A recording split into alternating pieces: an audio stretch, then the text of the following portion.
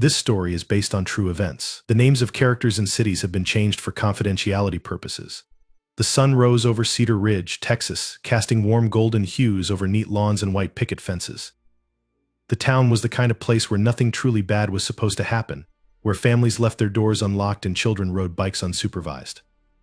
The routine sounds of the morning chirping birds, distant car engines, and the hum of sprinklers were a comforting symphony of suburban peace. But beneath this idyllic surface, a darkness was beginning to fester, one that would leave a permanent scar on the community. It started with the discovery of Marcus Henderson's body. A group of hikers found him in the woods behind Cedar Ridge Elementary, his lifeless form sprawled among the fallen leaves. The boy's face was pale, his once bright eyes frozen in a gaze of terror. The bruises around his neck suggested a brutal strangulation, but there was something else. His hands were clenched tightly, his fingernails caked with dirt, as if he had fought desperately for his life. A discarded rope lay nearby, alongside a curious pattern etched into the ground, spirals overlapping in a chaotic, deliberate swirl. The investigators couldn't make sense of it, and the town whispered of a monster in their midst. As the news spread, parents clutched their children tighter, warning them not to stray far from home. Rumors rippled through the tight-knit community. Some said it was a vagrant who had drifted into town, others believed it was the work of a predator, hiding in plain sight. No one imagined the killer could be one of their own, much less a child. Billy McAllister was the type of boy who never drew suspicion. With sandy blonde hair and an angelic face, he seemed like a Norman Rockwell painting come to life. He had an easy smile and a charm that made adults adore him. Teachers praised his intelligence, often calling him the brightest star in the class. He tutored struggling classmates and stayed late to clean chalkboards without being asked. To the world, Billy was the embodiment of innocence. But there were cracks in the facade, glimpses of something unnerving. His classmates whispered about how he would sometimes stare too long, his bright blue eyes unblinking, as if he were studying them like insects pinned under glass. There was the time Sarah Patterson saw him dissecting a bird on the playground during recess. "I'm helping it," he had said when she screamed, though the bird was already dead. Sarah hadn't told anyone. Billy's calm smile had made her feel foolish, like she had overreacted. Now, with Marcus gone, she couldn't shake the memory. As the days passed, Marcus's death was no longer an isolated incident. Another child, Chloe Ramirez, went missing after school. She was last seen walking home, her pink backpack bouncing with every cheerful step. When her body was found in the drainage ditch by the highway, Cedar Ridge fell into collective panic. The police worked around the clock, combing through evidence, interviewing parents, and setting up roadblocks. Still, they had no leads. Chloe's hands, like Marcus's, were clenched into fists, her fingernails cracked and bloody. The same spiral patterns were found nearby, carved into the dirt like some kind of grotesque signature. The fear seeped into the town like a toxic fog. Parents formed carpools to ensure no child walked alone. School assemblies emphasized stranger danger, and whispers of a serial killer circulated in hushed tones. Cedar Ridge Elementary became a fortress, with teachers escorting students between classes and officers stationed at the entrance. But the measures did little to quell the growing unease. Billy, meanwhile, thrived in the chaos. He brought flowers to Chloe's memorial, placing them gently by her photograph. He volunteered to help the police with their inquiries, describing the last time he had seen her. She was skipping, he said, and she looked happy. His recollection was vivid, filled with tiny details that made him seem like an observant, helpful witness. Parents nodded approvingly, grateful for such a thoughtful child. What no one realized was how much Billy enjoyed the attention. He read every article about the murders, clipping them out and pasting them into a scrapbook he kept hidden under his bed. The spiral symbol, the one that baffled investigators, had been drawn in the margins of his school notebooks long before Marcus's death. To Billy, the spiral wasn't just a symbol, it was a game.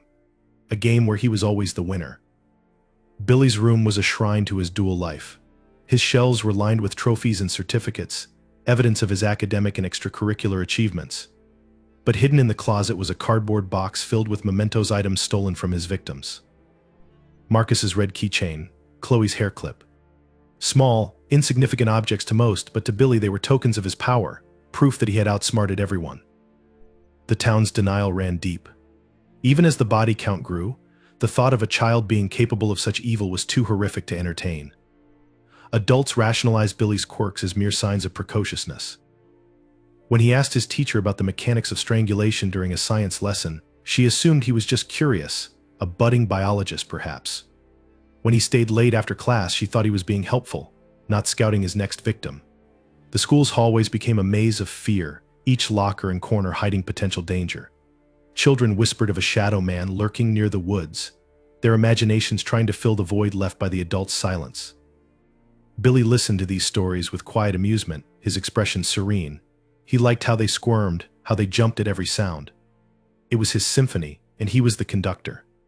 By the time the third body was found, a boy named Trevor Williams, stuffed into a crawl space beneath the bleachers' Cedar Ridge, was on the verge of collapse. The spiral pattern was there again, etched into the dust beneath Trevor's body. The media descended on the town, turning the tragedy into a spectacle. News vans lined the streets, reporters clamoring for interviews with tearful parents and stoic police officers. Billy watched the broadcasts with fascination, noting how the anchors described the killer as calculated, and cold. He liked the words. They felt like compliments. In the end, it was the spiral that would lead to his undoing, though no one suspected it yet. The pattern was more than a mark. It was Billy's way of taunting the world, a breadcrumb trail that he left out of both pride and arrogance. For now, though, he was untouchable, a wolf in sheep's clothing. As Cedar Ridge plunged further into despair, Billy sharpened his focus, already planning his next move. He had a classmate in mind, one who had laughed at him once during recess. Billy hadn't forgotten. Billy never forgot. Behind Billy McAllister's innocent exterior lay a labyrinth of darkness, meticulously hidden from the world. His secret life began long before the first murder, woven from threads of resentment, fascination, and an insatiable need for control. To those who knew him casually, Billy was a bright, cheerful child, the kind of boy who made parents proud and teachers beam with praise. But beneath his golden-haired, freckled facade was a mind that had learned to thrive in deception, a mind that carefully cultivated an obsession with death.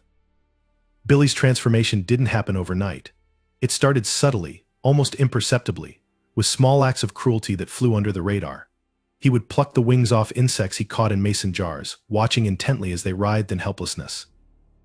Later, he escalated to trapping squirrels in his backyard, fashioning crude snares out of fishing line and baiting them with peanuts.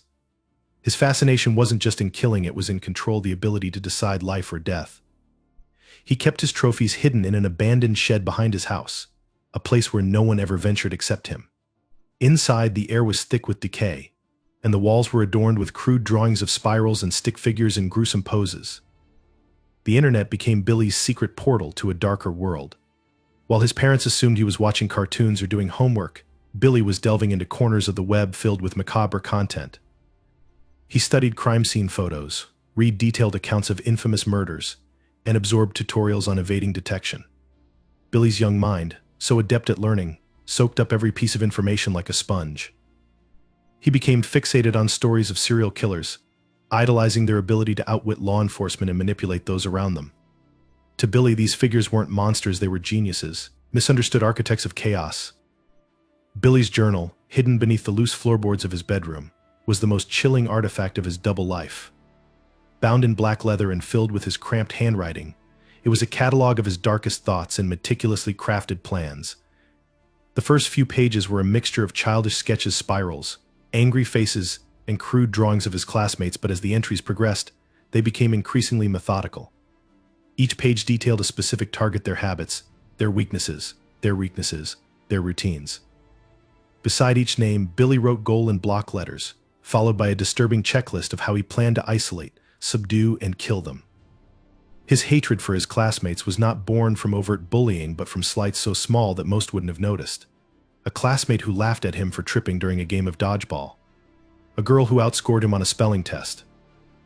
A boy who called him weird after he asked too many questions about how blood flows through the human body. These were the wounds that festered in Billy's mind, tiny grievances that he amplified into justification for murder. Billy's secret life wasn't confined to his home. At school, he wore his mask of innocence with the precision of a skilled actor. He listened intently during science lessons, his hand always shooting up with the correct answer.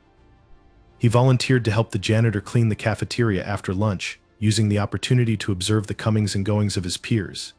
He memorized their schedules, noting who stayed after school for clubs and who walked home alone. Every interaction was a puzzle piece, contributing to a larger picture that only Billy could see. What set Billy apart was his patience. He didn't rush into action, he savored the process of planning, treating each step as a ritual. The night before Marcus Henderson's murder, Billy had stayed up late perfecting the rope he would use, testing its strength by tying knots around the legs of his bed. He practiced the timing in his head, imagining every detail of the encounter. By the time he executed the plan, it felt as natural as breathing. The thrill of his success, the way Marcus's eyes widened in realization. The struggle, the silence that followed was intoxicating. But Billy wasn't just a killer, he was a collector. After each murder, he took something from his victim, not as a keepsake but as a token of dominance. Marcus's red keychain, Chloe Ramirez's hair clip, Trevor Williams's baseball card, each item was placed carefully in a shoebox hidden beneath his bed. To anyone else, the objects were mundane, but to Billy they were trophies, reminders of the moments he held ultimate control over another life. Billy's parents, blissfully unaware of the darkness within their son, enabled his secret life in ways they didn't realize. His father worked long hours at a nearby oil refinery, often coming home too tired to notice much beyond his dinner plate. His mother, a church volunteer, spent her days organizing bake sales and charity drives, convinced that Billy was too good to require much supervision. Their trust in him was absolute, and Billy exploited it with ease. The cracks in his mask were few but telling. A neighbor once spotted Billy crouching by her flower bed, staring intently at a bird he had impaled on a sharpened stick. When she confronted him, Billy's explanation was so calm, so plausible, that she dismissed the incident as a misunderstanding. Another time, a babysitter found a drawing of a mutilated figure in his notebook. Billy claimed it was a character from a scary movie, and the babysitter, eager to avoid conflict, let it go. These moments, though fleeting, hinted at the storm brewing beneath Billy's cherubic surface. The spirals were perhaps the most unsettling aspect of Billy's secret life. He drew them everywhere in the margins of his textbooks, on napkins, even on the walls of the shed where he kept his trophies. To him, the spiral was more than a shape, it was a symbol of his power, a representation of the control he exerted over life and death. After each murder, Billy made sure to leave the symbol near the body, a signature that only he could decode. The more he killed, the more confident Billy became. He began to test his boundaries, introducing subtle chaos into his daily life. He let his journal fall out of his backpack once, leaving it open just long enough for a classmate to glimpse the dark scribbles inside. He offered cryptic comments during conversations, testing how much he could say without arousing suspicion. Each time, he was met with confusion or dismissal, which only reinforced his belief in his own invincibility. Billy's secret life was a perfect storm of intellect, cruelty, and unchecked opportunity. He had learned to navigate the world as a predator wearing the skin of prey, and as the bodies piled up, he remained untouchable. But Billy knew that every game had to escalate to stay interesting. His mind was already churning, crafting a plan that would push his limits even further. He had proven he could kill now, he wanted to see how close he could come to being caught. For Billy, the thrill wasn't just in the act of murder, it was in the mastery of deception, the dance between predator and prey. And in Cedar Ridge, where the town still clung to the illusion of innocence, Billy was certain no one would ever uncover the monster lurking in their midst. Marcus Henderson was a boy who lived in the spaces between notice. Neither the star athlete nor the class clown, Marcus existed in a quiet middle ground, too unremarkable to be remembered and too average to be envied. He was the sort of child who might grow up to live an ordinary life, except that he never would. Marcus was destined to become Billy McAllister's first victim, an unwitting pawn in a game he didn't even know existed. It began one ordinary afternoon in late October, when the air carried a faint chill and the leaves in Cedar Ridge had turned to fiery hues. School had let out early, and Marcus was walking home alone, his sneakers crunching against the gravel path that cut through the woods behind the playground. He liked taking this shortcut. It was peaceful, a quiet detour from the noise of the school buses and the chatter of other kids. But that day, someone else was waiting in the woods. Billy had planned every detail with the precision of a clockmaker. The idea had come to him weeks earlier, an unbidden thought during a dull math lesson. Marcus, with his solitary habits and predictable routines, was the perfect test subject. Billy had spent days shadowing him, studying the way he lingered after school to look for bugs beneath rocks or to collect sticks for no particular reason. He wasn't popular enough for anyone to notice his absence immediately, and that made him an easy target. The trap was simple, yet effective. Billy had placed a small, tattered map inside a glass jar, sealing it with a cork stopper. The map was a crude drawing of the woods, marked with an X near the creek. It was just ambiguous enough to be intriguing, especially to someone like Marcus, whose curiosity often led him to poke around where others wouldn't. Billy had left the jar in plain sight, near a pile of leaves on the edge of the path. He knew Marcus couldn't resist. As expected, Marcus spotted the jar almost immediately. He stopped, crouched, and picked it up, turning it over in his hands. He unscrewed the cork, carefully pulling out the map. The childish scrawl on the paper intrigued him. What kid wouldn't be tempted by the promise of hidden treasure? Billy watched from a distance, hidden behind a tree, his breath slow and controlled. His heart wasn't racing, it never did in moments like these. If anything, he felt calm, like a conductor preparing for the opening note of a symphony. Marcus followed the map's trail deeper into the woods, his small hands gripping the paper tightly. He didn't notice the subtle signs that something was wrong: the unnatural silence of the forest, the absence of birdsong, the way the wind seemed to die as he walked. He was too focused on the promise of finding something extraordinary. Billy had made sure of that. The X on the map led Marcus to a clearing by the creek, where an old tire swing hung from a gnarled oak tree. The ground was soft with mud, the air heavy with the smell of damp earth. Billy had chosen this spot carefully. It was far enough from any houses that no one would hear what came next. He stepped out from the shadows, smiling brightly, his hands tucked into the pockets of his hoodie. To Marcus, Billy's presence was reassuring, a familiar face in the midst of the eerie woods. Billy pretended to be excited, pointing to a small mound of dirt near the tree. He explained, in his carefully rehearsed way, that he'd found the map earlier and thought it might lead to buried treasure. Marcus, eager to impress, volunteered to dig.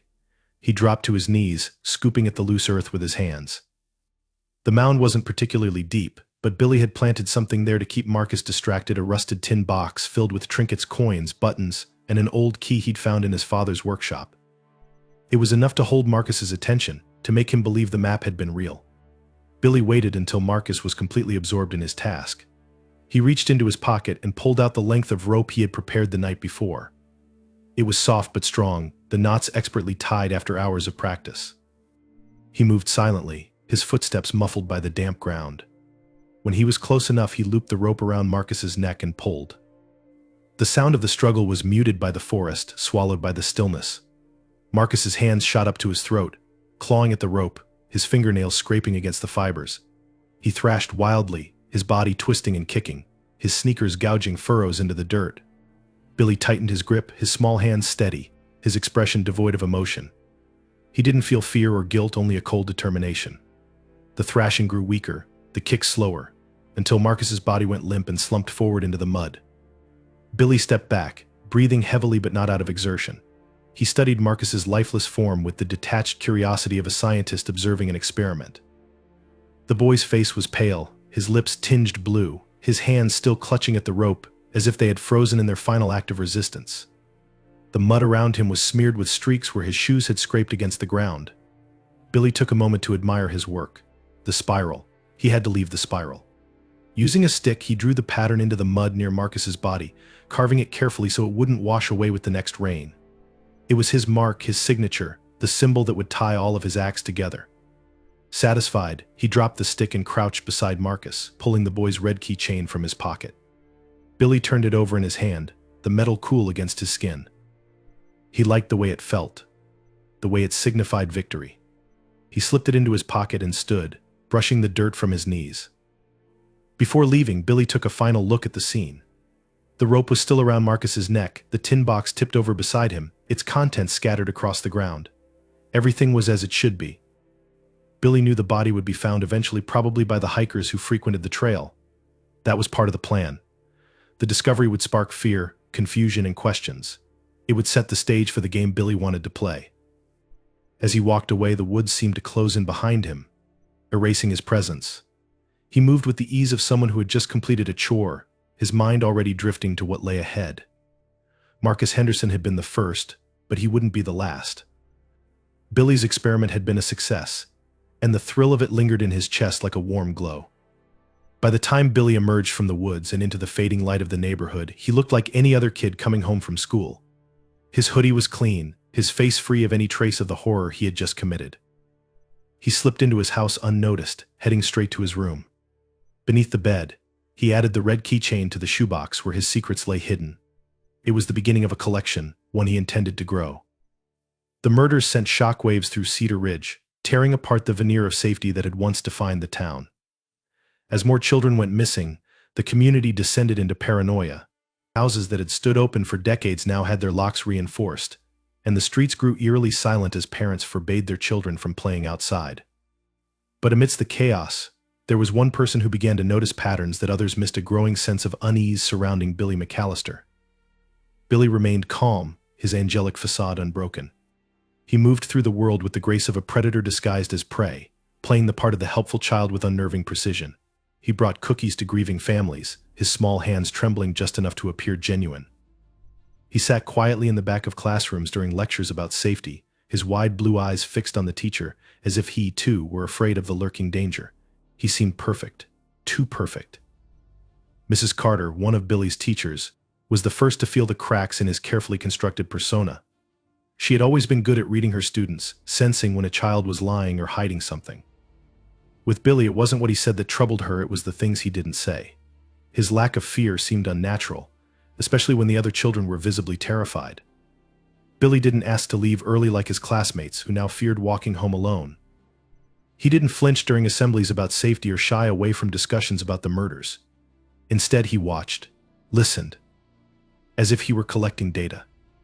At first, Mrs. Carter dismissed her unease as paranoia. After all, Billy was one of her brightest students, a boy who always turned in his homework on time and stayed after class to clean the chalkboards. But there were moments that lingered in her mind, small details that gnawed at the edges of her thoughts. She remembered the day Billy had asked her if the police would ever find the killer. The way he framed the question felt strange, not how they would find the killer, but if. It was as if he wanted to know how close they were, how much time he had left. The police investigation wasn't faring much better. Despite their best efforts, there was little to go on. The bodies were found in isolated areas, the scenes meticulously staged, with few clues beyond the spiral patterns etched into the ground. The media dubbed the killer the Spiral Strangler, a name that only deepened the town's sense of dread. Officers combed through evidence, interviewing families, classmates, and teachers, but Billy was always careful. He gave just enough information to appear helpful without drawing suspicion. He even invented false memories of the victims' moments he claimed to have shared with them that made him seem like a caring friend. His lies were flawless, his mask impenetrable. But Mrs. Carter wasn't the only one starting to notice things. Trevor Williams's mother, a sharp-eyed woman with a knack for details, mentioned something odd during an interview with the police.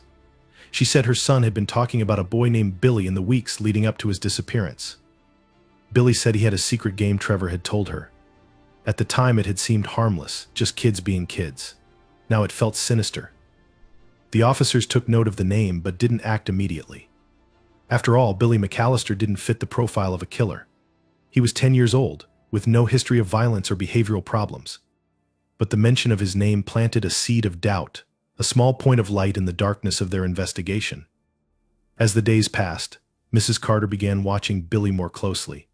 She started noticing things she hadn't before: the way he always chose to sit near the quietest students, the ones least likely to challenge him. The way he avoided looking at the photographs of the victims during school memorials, not out of sadness but out of something colder, something calculated. She couldn't shake the feeling that Billy was studying the room, observing how others reacted so he could mimic their emotions later. One day, while cleaning up after class, Mrs. Carter stumbled upon a notebook Billy had left behind. It was unassuming, the kind of spiral-bound pad every student carried. But when she flipped through the pages, her blood ran cold. The margins were filled with spirals, each one more intricate than the last. There were also sketches, crude drawings of figures hanging from ropes, lying in pools of dark scribbles meant to represent blood. The images were childlike in their execution but chilling in their intent. Mrs. Carter knew she couldn't confront Billy directly. If she was wrong, accusing him would destroy his life and her career. But if she was right, she feared what he might do next. She decided to take her concerns to the principal, Mr. Holloway, who promised to look into the matter. Yet even as he reassured her, Mrs. Carter could tell he didn't believe her. "Billy McAllister," he'd said, incredulous. "There's no way." The tension in Cedar Ridge continued to mount. The town's desperation grew as another child went missing, a girl named Lily Crawford, who had last been seen at the park near her home. Her disappearance sent shockwaves through the community, and Mrs. Carter's suspicions about Billy deepened. She began discreetly searching for more evidence, finding excuses to linger near his desk, to watch his interactions with other students. Each time, she saw flashes of something unsettling: a too perfect smile, a lingering gaze that seemed to pierce through the children around him. Billy, for his part, began to sense her scrutiny. He was careful, but not overly so, knowing that suspicion without proof was meaningless. Still, he started leaving subtle breadcrumbs for her to find, tiny details that would make her doubt her own sanity. He left a single spiral drawn in chalk on the underside of his desk, where only she would see it. He hummed nursery rhymes under his breath during quiet moments, songs that had no place in a 10-year-old's repertoire. He even planted a torn piece of notebook paper in her classroom, scrawled with the words, "You can't stop me." Mrs. Carter's unease grew into full-blown paranoia. She began having nightmares about Billy, waking in the middle of the night drenched in sweat, her heart pounding. In her dreams, his face was twisted into something monstrous, his innocent blue eyes glowing with malice. She started to feel like she was losing her grip on reality, questioning whether she was seeing patterns that weren't there. Meanwhile, the police finally began to piece together the tenuous connections between the victims. All of them had interacted with Billy in the weeks leading up to their deaths. A neighbor remembered seeing Billy talking to Marcus Henderson near the woods. Chloe Ramirez's younger sister recalled Billy offering to help her carry her books. It wasn't enough to accuse him, but it was enough to warrant a closer look. Mrs. Carter found herself at a breaking point. She couldn't stay silent any longer. She decided to visit Billy's home under the guise of dropping off a folder he had left at school. When his mother welcomed her inside, Mrs. Carter couldn't help but feel a chill run down her spine. The house was immaculate, almost unnaturally so, with everything in its place. But when she glanced at the stairs leading to Billy's room, she felt an almost magnetic pull, as if the answer to all her fears lay just beyond the threshold. As she drove home that evening, her mind raced with possibilities. She knew she was getting closer to the truth. And she also knew that if Billy was who she feared he wouldn't let her uncover it without a fight. The town of Cedar Ridge was gripped by a suffocating tension. Parents clung to their children, their anxiety sharpening into anger as the police failed to catch the killer. Rumors swirled in hushed voices, the shadow of suspicion creeping across every doorstep. But for Mrs. Carter, the picture was no longer blurred. Her fears about Billy McAllister had crystallized into a horrifying certainty, and she knew she couldn't stay silent any longer. Billy, meanwhile, sensed the shifting air around him. His instincts told him that the game he had controlled so masterfully was beginning to unravel. He didn't panic. Billy never panicked. Instead, he pivoted, adapting to the new conditions like a predator whose prey had grown wary. He knew Mrs. Carter was closing in, her watchful eyes following him, even when she thought he wasn't looking. It excited him, this new challenge, the idea of outsmarting someone who dared to suspect him. But excitement was not the same as carelessness. Billy began to plan her undoing with the same cold precision he had used for all his victims. Mrs. Carter's resolve to expose Billy led her to his home once more, this time under the pretense of speaking to his mother about his grades. As she stepped inside, she was struck by the eerie perfection of the McAllister household. The furniture gleamed, the air smelled faintly of lemon polish, and there wasn't a speck of dust in sight. It was a house that felt staged, as if its warmth had been scrubbed away and replaced with a hollow veneer of normalcy. Billy's mother, kind and unsuspecting, led her to the living room, but Mrs. Carter's attention was drawn to the staircase. The urge to go upstairs was overwhelming. Mrs. Carter knew it was reckless, that she had no right to invade their privacy, but the weight of her suspicion pushed her forward. She feigned a request to use the bathroom and slipped past the door, her footsteps silent on the plush carpet as she ascended. The hallway was dimly lit, the light bulb overhead casting flickering shadows on the walls. Billy's door was slightly ajar, and the faint sound of humming drifted out a slow, melodic tune that made the hairs on the back of her neck stand up. Inside, the room was a perfect reflection of Billy's outward persona. The walls were painted a soft blue, adorned with posters of astronauts and model airplanes. Shelves held neatly arranged books and trophies, testaments to his intelligence and charm. But there was something off about the room, an unnatural sterility that felt more like a stage set than a child's sanctuary. Mrs. Carter's eyes darted across the space, searching for anything that might confirm her fears. Her gaze landed on the bed, more specifically the floor beneath it. The boards there were uneven, one slightly raised as if it had been pried loose and hastily replaced. Her heart pounding, Mrs. Carter knelt and carefully slid the board aside. Beneath it lay a shoebox, and when she opened it, her breath hitched in her throat. The box was filled with trophies: Marcus Henderson's red keychain, Chloe Ramirez's pink hair clip, Trevor Williams's baseball card. Each object was a silent scream, a haunting confirmation of Billy's guilt. But it wasn't just the items that made Mrs. Carter's stomach churn. Beneath the trophies was a notebook, its pages filled with spirals, crude drawings, and detailed descriptions of each murder. Billy's handwriting, usually so neat and precise, spiraled into jagged scrawls, the ink pressing so hard it had torn through the paper in places. The final page bore a single sentence that made her blood run cold. Mrs. Carter will try to stop me, but she won't succeed. The sound of footsteps snapped her out of her horror. Billy was coming up the stairs. She barely had time to replace the board and stand before he appeared in the doorway, his face a mask of innocent surprise. His wide blue eyes studied her with a sharpness that belied his age. She stammered an excuse about looking for the bathroom, her voice shaking despite her best efforts.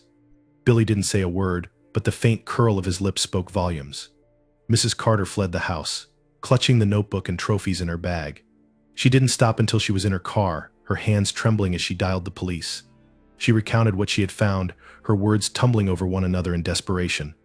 The dispatcher assured her that officers would be sent immediately, but as she ended the call, a new fear gripped her.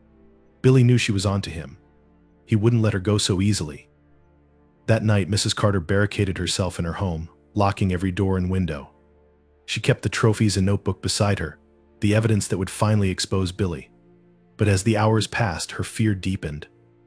The house was too quiet, the shadows in the corners too dark. Every creak of the floorboards, every gust of wind against the windows made her jump. She felt as though she were being watched, hunted. Billy, of course, was watching. He had slipped out of his house shortly after Mrs. Carter fled, moving through the darkness with the ease of a shadow. He didn't need to rush, he had all the time in the world. The thrill of the hunt was intoxicating, his heart pounding not with fear but with anticipation. He had never killed an adult before, but he relished the challenge. Mrs. Carter had broken the rules of his game, and he intended to punish her for it. Around midnight, Mrs. Carter's worst fear came true. A faint tapping at the window drew her attention. She turned slowly, her breath catching as she saw a small hand pressed against the glass. The shadowy figure of Billy stood outside, his head tilted slightly, as if he were daring her to come closer. Panic seized her, and she grabbed the phone to call the police again. But the line was dead, the cord neatly severed. Billy didn't break in immediately. He wanted her to feel trapped, to savor the terror building in her chest. He circled the house, tapping on windows, scratching at the doors, creating a symphony of dread that echoed through the empty halls. Mrs. Carter clutched a kitchen knife, her hands shaking as she tried to steel herself for what was coming. The breaking point came when the lights flickered and went out, plunging the house into darkness. Mrs. Carter stumbled through the blackened rooms, her breath ragged, her pulse hammering in her ears. She could hear him now, the soft patter of his footsteps inside the house. He was toying with her, his presence an unrelenting shadow that grew closer with every passing moment. Finally, she cornered herself in the bedroom, her back pressed against the wall. The door creaked open, and there he was, standing in the doorway, the knife in his hand glinting faintly in the moonlight. For a moment their eyes met, and Mrs. Carter saw the full extent of his darkness. There was no humanity in his gaze, only the cold, calculating malice of a predator. But Mrs. Carter wasn't ready to give up. Summoning every ounce of courage, she lunged at him, catching him off guard. The struggle was chaotic, a violent clash of desperation and determination. She managed to knock the knife from his hand, but Billy was strong, his small frame wiry and unyielding. They tumbled to the floor, the room filled with the sounds of their struggle. In the end, it was Mrs. Carter's will to survive that saved her. She overpowered him just long enough to escape the house, clutching the evidence as she ran screaming into the night. Neighbors emerged, their lights cutting through the darkness, and the police arrived moments later. Billy, calm as ever, was found sitting in the living room, his hands folded neatly in his lap. He smiled as they led him away, his expression one of quiet triumph. Mrs. Carter watched as he was taken into custody, her body trembling but her resolve unbroken. She had survived, but she knew this was far from over. Billy's game had ended for now, but the promise in his eyes was clear he would be back. Cedar Ridge was forever changed after Billy McAllister was arrested. The once idyllic town now felt like a husk of its former self, the air thick with the weight of trauma and suspicion. The vibrant laughter of children was gone, replaced by the hum of security systems and the bark of watchful dogs. Parents no longer trusted their neighbors, locking their doors even during daylight hours. The murder of Marcus Henderson, Chloe Ramirez, Trevor Williams, and the disappearance of Lily Crawford had torn through the town's soul, and the revelation of the killer's identity, a 10-year-old boy, had ripped it apart. Billy's trial became a nationwide spectacle. News vans clogged the narrow streets, reporters descending like vultures to feast on the town's misery. Headlines splashed across every newspaper: child killer shocks nation, and the monster in the classroom. The story was too horrifying to ignore. A child barely old enough to ride a bike without training wheels had masterminded a string of brutal murders with the precision of a seasoned psychopath. Psychologists debated his motives, sociologists analyzed Cedar Ridge's failings, and conspiracy theorists spun wild tales about secret experiments or demonic possession. Billy himself remained unnervingly calm through it all. In court, he sat with his hands folded neatly in his lap, his face a mask of innocence. His small frame seemed swallowed by the oversized courtroom chair, his feet dangling inches above the floor. Yet there was no fear in his expression, no guilt or shame. He listened intently as the charges were read, his pale blue eyes flicking toward the families of his victims. Some wept openly, their sobs echoing through the chamber, while others glared at him with a hatred so fierce it seemed to burn the air. Billy's lips curled into the faintest of smiles whenever someone broke down. The evidence against him was overwhelming. The trophies found under his bed, the keychain, the hair clip, the baseball card, were damning enough. But it was the notebook filled with spirals, sketches, and detailed accounts of the murders that sealed his fate. Pages upon pages of childish handwriting chronicled every step of his crimes, from selecting his victims to the meticulous planning of their deaths. The final entries, detailing his plans to silence Mrs. Carter, were read aloud in court, sending chills down the spines of everyone present. Psychiatrists testified about Billy's lack of remorse, diagnosing him with conduct disorder and calling him a potential sociopath. One expert described him as a perfect storm of intelligence, cruelty, and emotional detachment, a combination that made him capable of unspeakable acts. Another noted the chilling precision with which he had manipulated those around him, crafting an image of innocence so flawless that even his parents had been blindsided. Billy's parents, Margaret and Daniel McAllister, became pariahs overnight. The community turned against them, blaming them for raising a monster. They protested their innocence, insisting they had no idea what their son was capable of. But their pleas fell on deaf ears. The McAllisters were forced to move out of Cedar Ridge, their home vandalized with spray-painted spirals and hateful messages. Margaret, once a respected church volunteer, was now the subject of whispers and accusations, while Daniel lost his job at the oil refinery. They left in the dead of night, their car packed with everything they could carry, their faces tight with grief and shame. Back in Cedar Ridge, the wounds left by Billy's crimes festered. The town's children were no longer trusted to wander freely, their movements tracked by anxious parents. The school, once a beacon of safety, became a fortress, its halls patrolled by security guards, and its classrooms outfitted with surveillance cameras. The teachers, particularly those who had worked closely with Billy, struggled to reconcile their memories of the bright, helpful boy with the reality of his actions. Some left the profession entirely, unable to bear the weight of their guilt for not seeing the signs sooner. Mrs. Carter, the teacher who had uncovered the truth, became a reluctant hero. The media hounded her for interviews, praising her bravery and determination, but the experience had left her deeply scarred. She could still see Billy's face in her nightmares, his cold, calculating smile haunting her even in sleep. She kept a knife by her bedside and double-checked the locks on her doors every night, unable to shake the feeling that Billy's shadow still lingered over her life. Billy was sent to a high-security juvenile detention facility, the youngest inmate in its history. The guards, seasoned professionals accustomed to dealing with troubled teens, found themselves unnerved by him. He was polite and cooperative, always following instructions to the letter, but there was something in his eyes, a sharp, predatory glint that seemed to strip away their authority. He spoke rarely, but when he did, his words were precise and disarming, laced with the cunning of someone far older. The other inmates avoided him, sensing an invisible boundary they dared not cross. Even the most hardened bullies gave him a wide berth, their bravado crumbling under his unblinking stare. Billy didn't need to assert dominance physically, his presence alone was enough. In the quiet hours of the night, guards often found him sitting cross-legged on his bed, staring at the wall, as if seeing something they couldn't. Rumors about Billy spread like wildfire within the facility. Some claimed he could manipulate the staff into giving him special privileges. Others swore they'd seen him carve spirals into the underside of his bed frame with a stolen nail, though no evidence was ever found. A few inmates whispered that he spoke to someone or something in the dark, his voice low and conspiratorial. The stories became so pervasive that even the most skeptical guards began to feel uneasy in his presence. Despite his confinement, Billy's influence began to seep beyond the facility's walls. Letters from admirers started arriving in droves, sent by disturbed individuals who saw him as a figure to be idolized. The staff intercepted most of them, but a few managed to reach him. Billy read them with quiet amusement, his lips curling into a smile as he realized his legend was growing. He began to write back, crafting carefully worded responses that hinted at his plans for the future, though he never revealed anything concrete. The town of Cedar Ridge tried to move on, but Billy's shadow lingered. The murders became a dark chapter in its history, something no one could forget but everyone tried to ignore. The spirals he had drawn at the crime scenes became a symbol of fear, cropping up as graffiti in back alleys and abandoned buildings. For years, parents told their children stories about the boy who had once lived among them, a cautionary tale to keep them in line. But for those who had known Billy, the fear was more visceral. They couldn't shake the sense that this was far from over. And they were right. In the sterile confines of his cell, Billy continued to plan. He knew he wouldn't be in the juvenile facility forever. Sooner or later, he would be released, and when that day came, he intended to finish what he had started.